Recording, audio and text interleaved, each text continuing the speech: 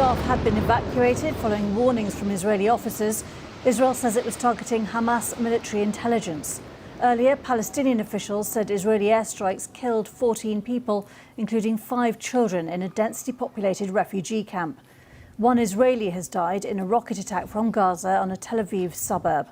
Paul Adams has the latest from Jerusalem. In the dark of another long night in Gaza, a desperate search for signs of life. A 4-story building in a densely packed refugee camp hit repeatedly, according to eyewitnesses, and razed to the ground. The rescue operation was frantic, yielding only a catalogue of death. 2 families obliterated, at least 7 people, including 5 children, aged from 5 to 14. This is a solemn day across the Palestinian territories. In Ramallah, on the West Bank, sirens sounded to mark the 73 years since the creation of the State of Israel and the dispossession of hundreds of thousands of Palestinians. On the streets of Israel's mixed cities, where Jews and Arabs live side by side, uneasy quiet this morning after nights of shocking violence. This is Jaffa, scene of fresh disturbances last night, now almost deserted. Fear and hatred tugging away at the fabric of Israeli society. Paul Adams, BBC News, Jerusalem.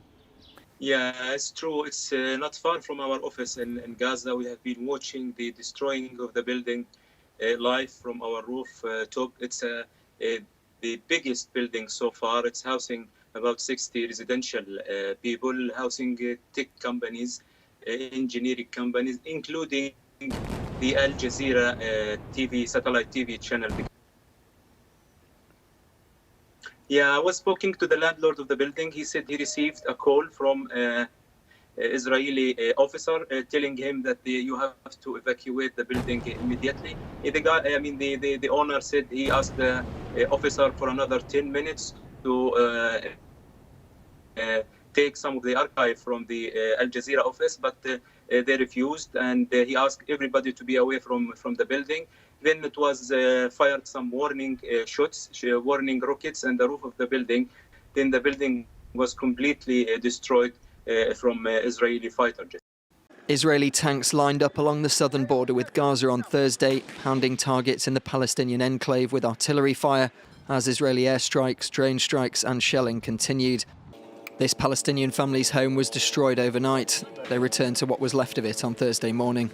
صارت الشباب تزعق في الشارع اخرجوا من بيوتكم برج هنادي بده ينقصف احترنا شو نعمل طلعنا زي ما كنت في البيت لهو صار قصف انا صرت اعيط صرت احكي لماما الصواريخ صاروا في قلب بطني من كثر ما كنت خايفه. Fired over 1,000 rockets towards Israel.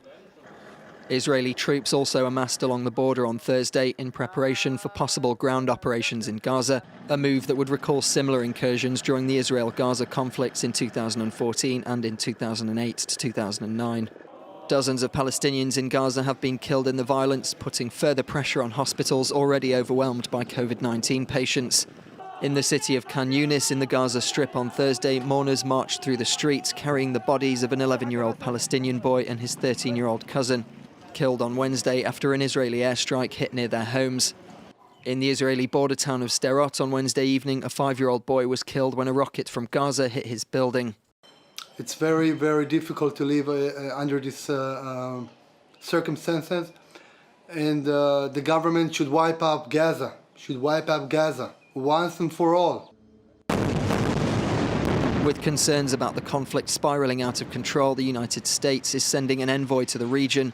Yet efforts to end the worst hostilities in years appear so far to have stalled. Well, Israel